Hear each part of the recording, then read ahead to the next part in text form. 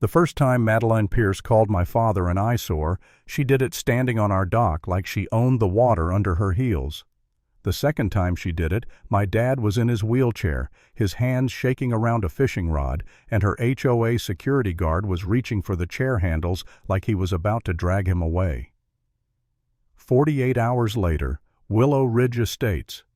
The same glossy million-dollar neighborhood that laughed at my dirty old truck was screaming because their taps were bone dry. Their private lake smelled like a swamp, and a pump station was smoking like a burned-out engine. And they were all at my gate chanting my name like I'd committed a crime.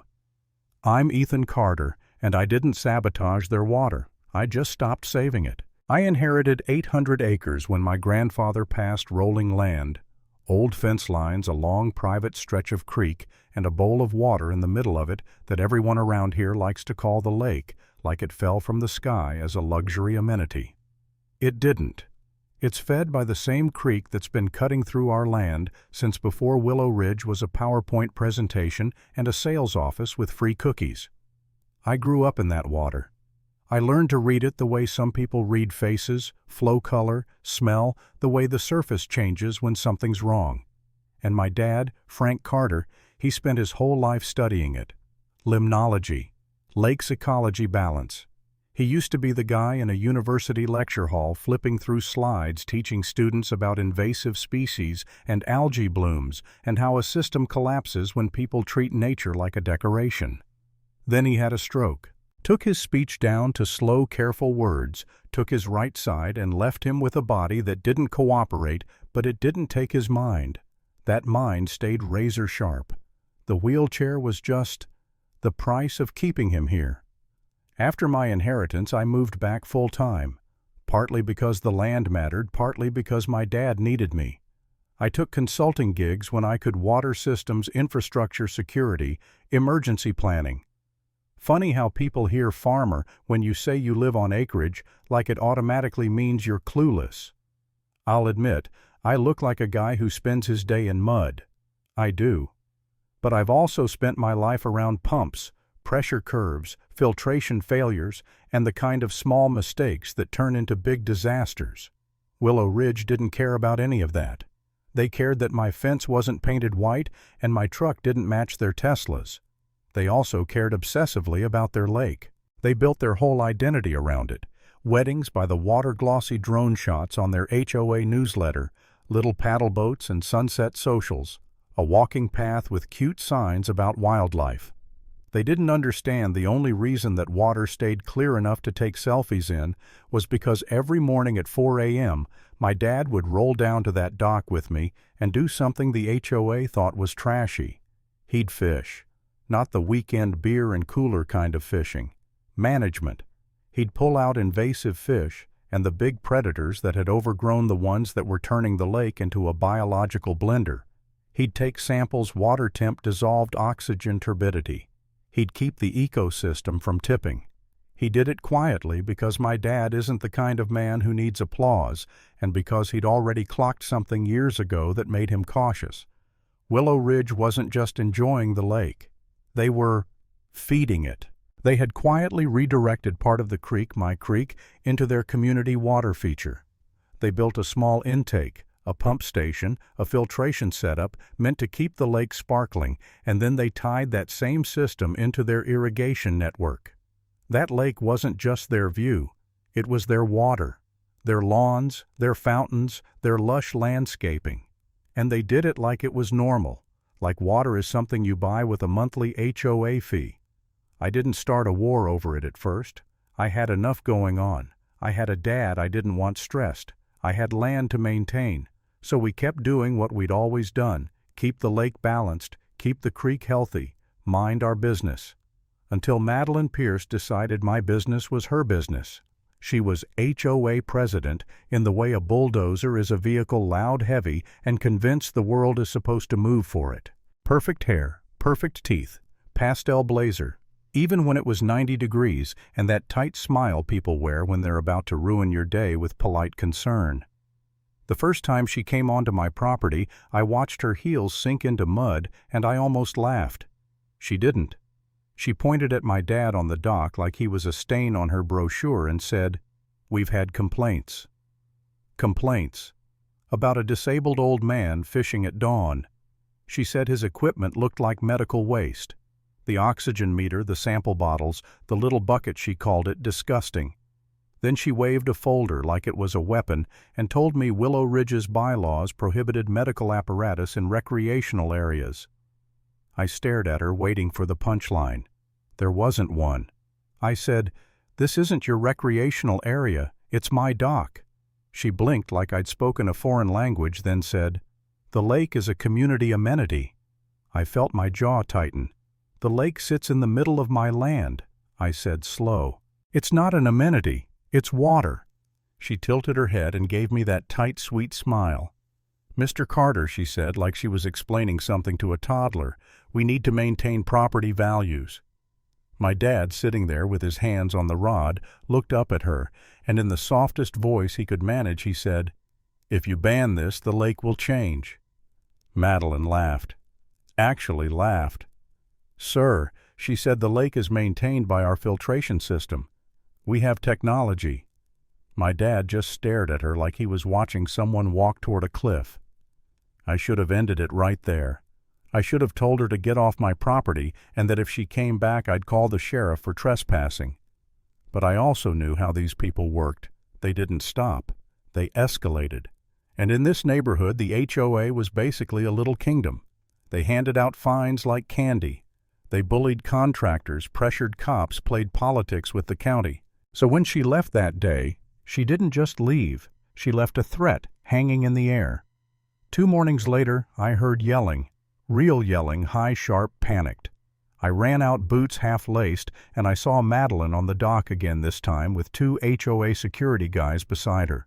Big men in tactical vests like they were guarding a bank holding bolt cutters like props. My dad was there in his wheelchair rod angled out over the water, and he looked small next to them. Small but stubborn like a tree that refuses to bend. Madeline was pointing at him like he was a criminal. "Remove the chair," she snapped. "Remove the trash." One of the guards reached for the wheelchair handles. I felt something hot rise up in me, and I didn't even think I just stepped onto the dock and said, "Don't touch him." The guard paused, looked at Madeline. She nodded. He reached again. I put my hand on the guard's wrist, not hard, but firm enough that he knew I wasn't playing. Madeline's eyes widened like I'd offended royalty. "Assault," she hissed. "I will have you arrested." Then, like she needed to prove she was in charge, she kicked over my dad's sample bucket. It splashed into the water bottles, clinking meters sinking. My dad made this sound half gasp, half heartbreak, and I saw his face the way he looked at the lake, like he'd just watched someone dump poison in a glass. I wanted to scream. Instead, I smiled. A cold little smile that surprised even me. Madeline noticed it, and it made her flinch just for a second. "You are not allowed to do this here anymore," she said. "By authority of Willow Ridge Estates, Homeowners Association, effective immediately." I stared at her. "By authority," I repeated like tasting something rotten. "You want it official?" she snapped. "Fine.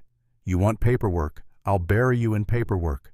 That night, after I got my dad cleaned up and calmed down, I sat at my kitchen table with a legal pad and my laptop and a very, very clear head. I didn't write threats. I didn't write insults. I wrote one document, simple and clean, a compliance acknowledgement. It stated that per HOA demand, Frank Carter and I would cease all maintenance activities on the lake. It stated the HOA assumed full responsibility for water quality management, ecological balance, and operational outcomes. It also stated in plain English that any attempt to access my land or the dock for purposes of enforcement would constitute trespass. I printed 2 copies. The next morning I drove to the HOA office. It was bright and air-conditioned and smelled like fake vanilla. There were framed photos of the lake on the wall, my lake cropped in ways that conveniently didn't show my fence line. Madeline was at her desk, like a queen at her throne. I slid the paper across. "What's this?" she said, suspicious. "Exactly what you asked for," I told her. "Paperwork. You want us gone from the lake, sign this. It says we'll comply. She scanned it fast, too fast. All she saw was cease activity. All she heard in her head was victory. Her pen scratched her name in a sharp, confident flourish. She shoved it back to me like she was doing me a favor. Good, she said. Finally. We can restore standards. I picked up the paper, folded it carefully, and said, Madeline, just so we're clear, you just took responsibility for the lake. She waved me off. We already had responsibility, she snapped. I looked her in the eye and said, no. You had control. Those aren't the same thing. Then I left. And I'll be honest, when I got back home and saw my dad sitting by the window staring out toward the water, I felt sick. Because part of me wanted to protect him from these people.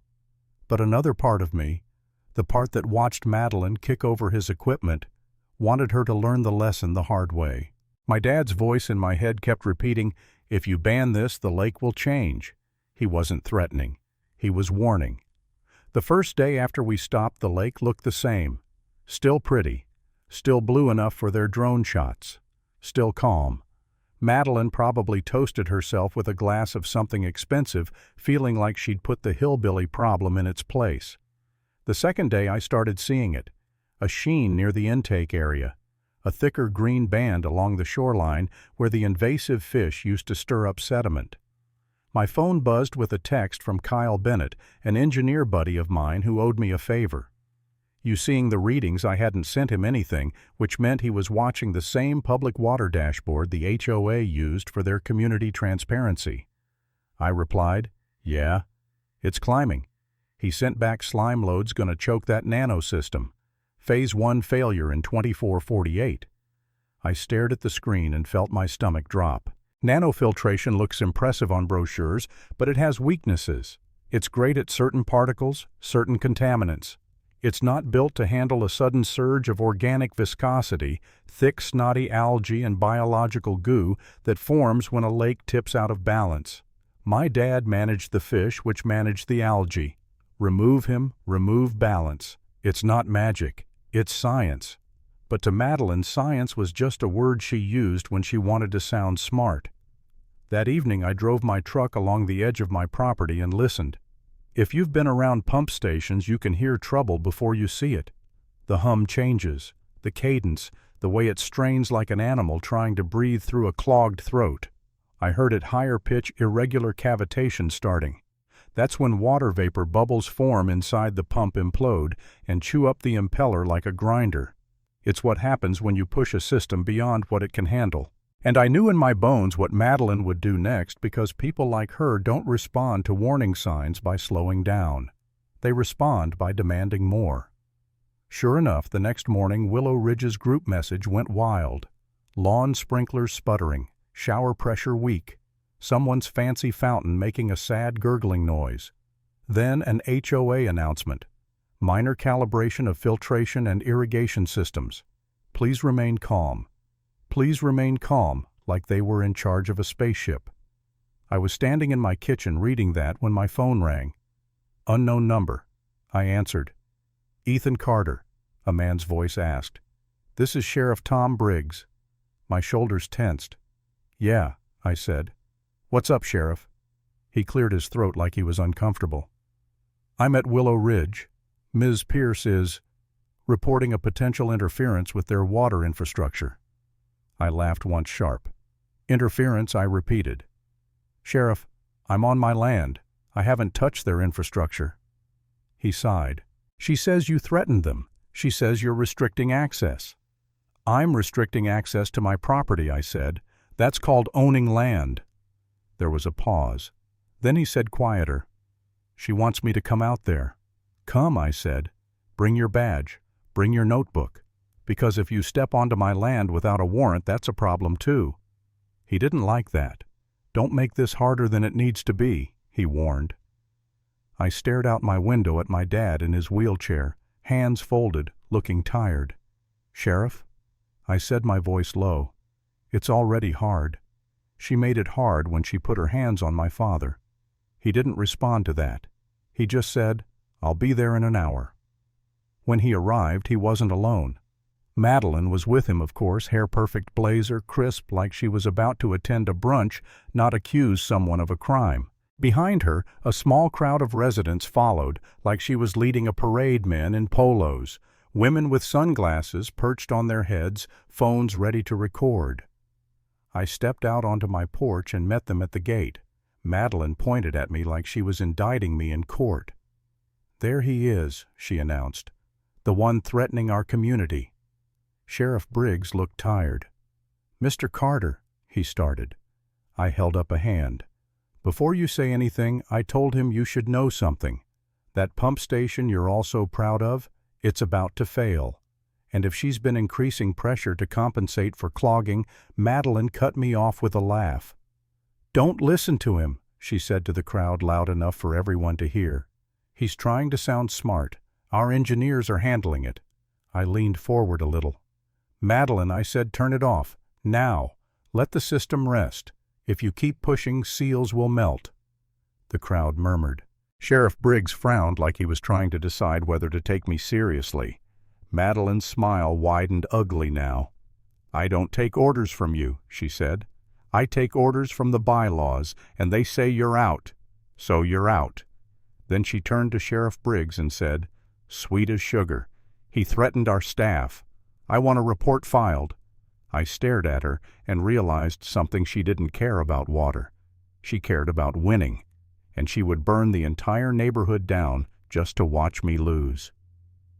That night around 2 a.m., the sound woke me, distant but unmistakable. A deep mechanical pop followed by a whine that rose, and then a boom that seemed to suck the air out of the valley. I sat up in bed, heart hammering. My dad was already awake.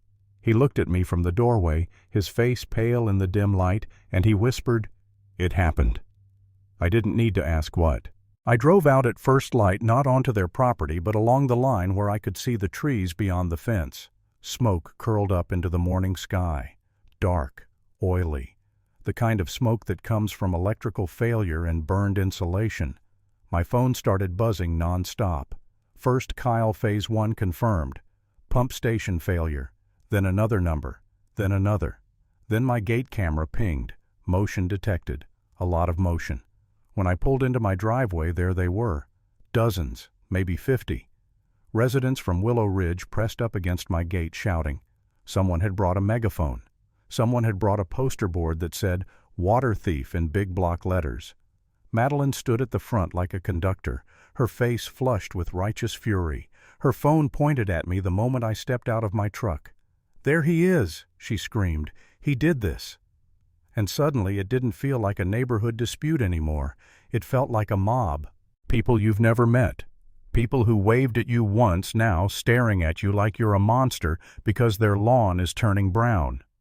I raised my hands, not because I was scared of them physically, but because I needed them to shut up long enough to hear reality. "I didn't touch your system," I said loud. "You did. You pushed it until it broke." "Liar," someone shouted. Another voice. "He cut our water." A woman in sunglasses stepped forward and hissed, "My kids can't bathe." And for a second, just 1 second, something in me wavered. Because this is where the story gets uncomfortable. This is where the righteous anger gets messy. Standing there watching people panic, hearing about kids and elderly neighbors and basic needs, I felt the weight of it. Not guilt for sabotage. I didn't sabotage anything, but responsibility for knowledge. Because I knew it was coming. I saw it, and I let it happen. My dad's wheelchair rolled up behind me slow. He'd insisted on coming. His hands gripped the armrests, knuckles white, and he looked out at the crowd, eyes glossy. Madeline's gaze snapped to him and her mouth twisted. "You?" she spat. "You started this. Your disgusting little hobby is the reason we're in this mess." My dad blinked slow and said, barely audible, "It wasn't a hobby." Madeline scoffed. "It was an eyesore," she snapped, turning to the crowd. "We removed the problem. And now look what he did." The crowd surged with her words like she was feeding a fire. And that's when it hit me, the helplessness. This sick, hollow feeling like no matter what I said, they'd choose the version that made them feel better. The version where there's a villain, and it's me. I walked back onto my porch, sat down hard on the step, and for the first time in a long time I thought, maybe I should just sell. Maybe I should take the money, get my dad somewhere quiet, leave these people to their own drama. I stared at my hands, dirt under my nails, and I heard my own thoughts whispering, what if you're wrong? What if you're being cruel? What if you're letting pride hurt innocent people? My dad rolled closer and he put his left hand on my shoulder, heavy grounding. He didn't say much after the stroke, but when he did, it mattered. He leaned in and said, "They are scared. She is not. She is controlling." I looked up at him. "Dad," I whispered, "I don't want to hurt anyone." His eyes narrowed sharp again. "Then tell the truth," he said. "All of it." I swallowed, because telling the truth meant exposing something bigger than a pump failure. It meant exposing what they'd done with the creek. It meant turning their pretty little community into a crime scene, and that's scary, even when you're right. I stood up, walked back to the gate, and said, "You want someone to blame, fine. But you need facts, not hysteria." Madeline lifted her megaphone. "He's stalling," she shouted. I ignored her. I looked at the guy in the front row wearing a polo shirt so tight it looked painted on, and I said, "What's your name?" He hesitated. "Dave," he said. "Dave Harmon." I nodded. "Dave, do you like that lake?" He blinked. "Yeah," he said. "Of course." "Do you like having water?" I asked. A few people laughed nervously. "Yes," Dave said, annoyed. I pointed past them toward the trees where the pump station sat. "That system failed because it got clogged with organic slime," I said. "Not because I touched it. Because the lake went out of balance." Madeline shouted, "We have filtration." I snapped my gaze to her. "Your filtration is the problem," I said. "It's not designed for what happens when invasive fish and algae take over. My father was preventing that, every morning, for free." The crowd quieted a little, just a crack. I pulled out my phone and held it up. "This is your own public dashboard," I said. "Look at the spike in turbidity. Look at the dissolved oxygen drop. Look at the viscosity readings if your engineers bothered to log them." Kyle had sent me screenshots. I showed them. Dave leaned forward, squinting. "So you're saying the old guy was keeping it stable?" I nodded. "He wasn't ruining your lake," I said. "He was saving it. And your HOA kicked him off because his wheelchair was ugly." A woman covered her mouth. Someone muttered, "That can't be true." Madeline's face tightened. "Don't listen to him," she snapped. "He's twisting." "Am I?" I cut in. "Then explain why your pump station failed 2 days after you banned him." Madeline's eyes flashed. "Because he sabotaged it," she screamed. "Because he's angry." "I am angry," I said, voice low. "But I didn't sabotage anything." I stepped away. "You took control. You signed for it." I reached into my back pocket, unfolded the paper, and held it up. "You wanted authority, Madeline," I said. "Congratulations." The crowd erupted into overlapping voices now, but it was different. Confused, questioning, not unified. Dave turned to Madeline. "You signed that," he demanded. Madeline's smile flickered. "It's irrelevant," she snapped. "We're in an emergency now." And that's when she did what Karen-type leaders always do when they're cornered. They don't apologize. They don't learn. They declare an emergency and grab more power. Madeline raised her megaphone and shouted, "By authority of the HOA Charter, I am declaring a state of necessity. We will secure water from the source." My stomach dropped. The source. The creek.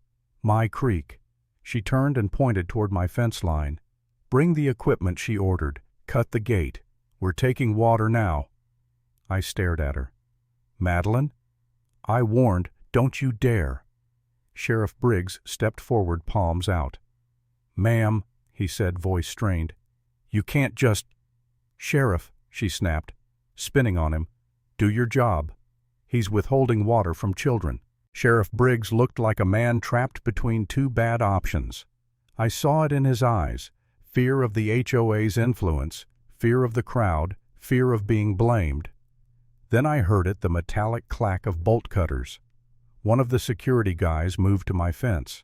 Another resident, someone I'd never met, someone who probably had a wine fridge bigger than my pantry, climbed onto a rented mini excavator like he was going to play hero.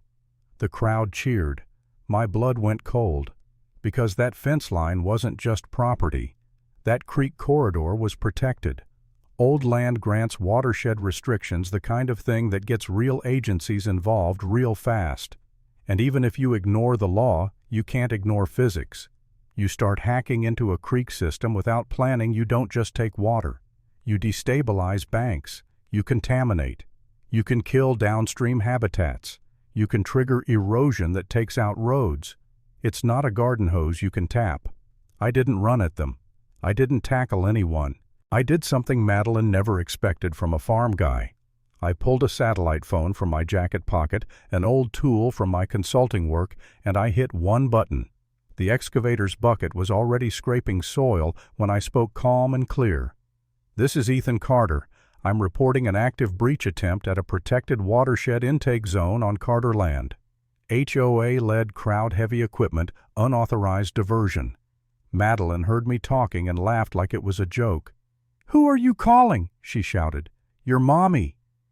The excavator dug deeper. Dirt crumbled toward the water.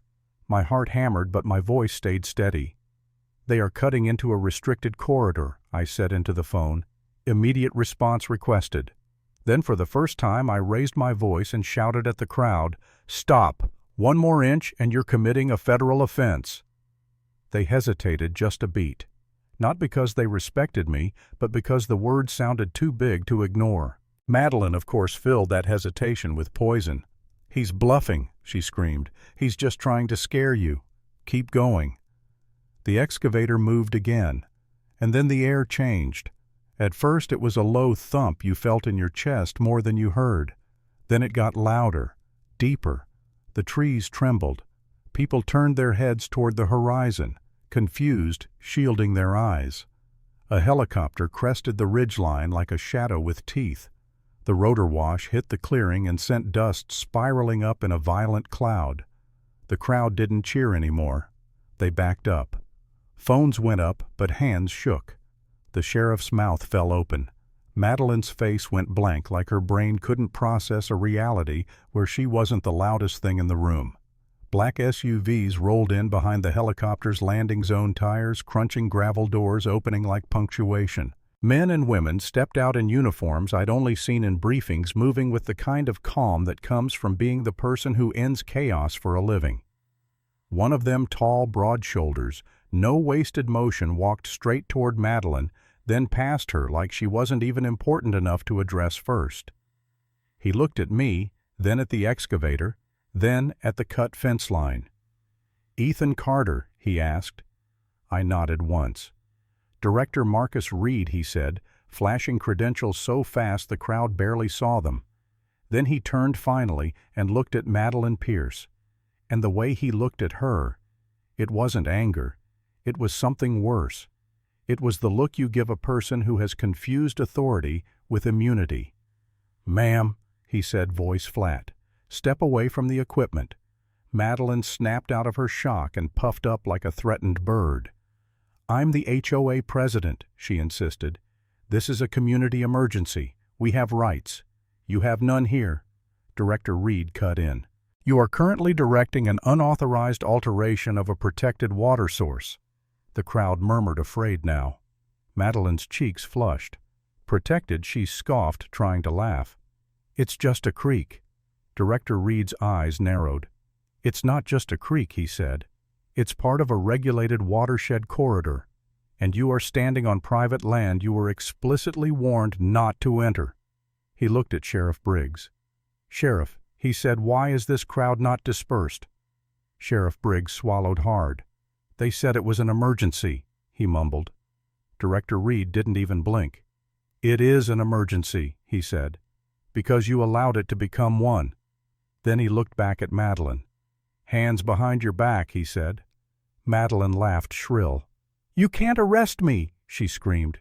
"You don't understand my community, my bylaws." The click of metal cut through her words. One of Reed's agents snapped cuffs onto her wrists like closing a door.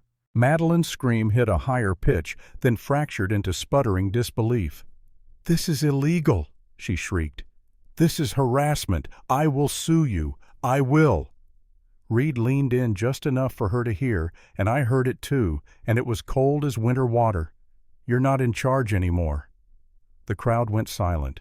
Dave Harmon stared at Madeline like he was seeing her for the first time. Someone whispered, She got arrested."